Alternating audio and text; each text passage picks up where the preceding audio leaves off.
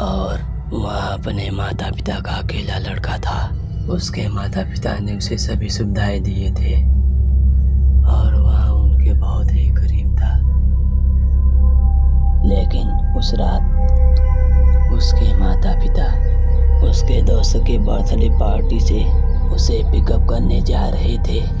लेकिन अचानक उनके गाड़ी के सामने एक औरत आके खड़ी हो गई।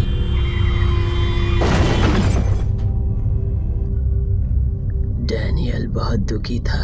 एक्सीडेंट में उसके माता पिता के डेथ हो जाने के बाद वह बहुत अकेला हो गया था। डैनियल के अंकल और आंटी उसे अपने साथ लेकर वहां से किसी दूसरी जगह शिफ्ट हो गए। डैनियल के अंकल और आंटी बहुत अच्छे थे। उनका कोई अपना लड़का नहीं था। डैनियल को अपने साथ ले जाकर बहुत खुश थे। डैनियल के पास कोई दूसरा ऑप्शन नहीं था सिवाय उनके साथ जाने के।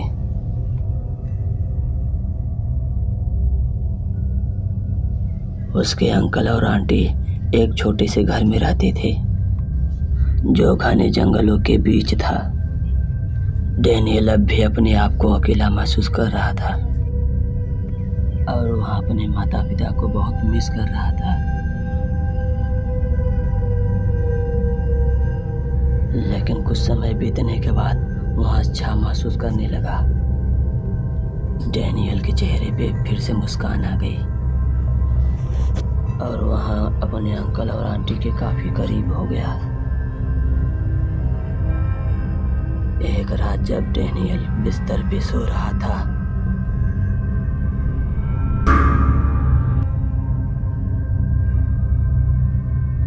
तभी उसे किसी की आहट सुनाई दी। उसने आँख खोली और खिड़की की तरफ देखा तो उसकी आंखें फटी की फटी रह गई।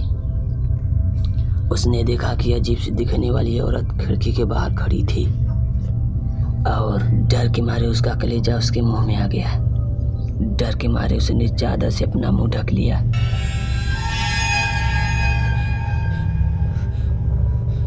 धीरे से उसने चादर हटाया और खिड़की की तरफ देखा तो वहां पर कोई नहीं था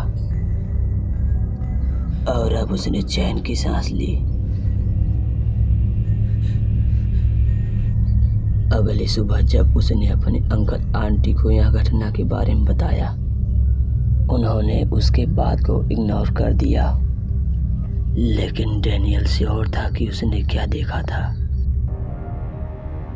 अगली रात जब डैनियल सो रहा था तभी उसे किसी के चलने की आहट सुनाई दी।